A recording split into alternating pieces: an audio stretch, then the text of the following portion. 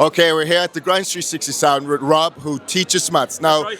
being a teacher on the platform, what can students expect to see when you're giving a class? Well, all of our classes obviously are taught live, which means that students can ask questions as we go along and we can answer them as we go along. And they also have the facility then, if they don't follow something in class, they have the on-demand content of the platform too, which they can work their way through the topic at a little bit more of their own pace rather than mine. And we also then have the facility where they can ask their teacher. So if they have a question afterwards they didn't think of asking during the class, they can email me directly and I'll send them a response to that straight away. So there's lots of ways they can access the information if they're struggling. Yeah, that's brilliant. And as you said, you can ask, questions later. And so another kind of handy tool would be, let's just say so for revision and let's say just exam questions and, the mocks.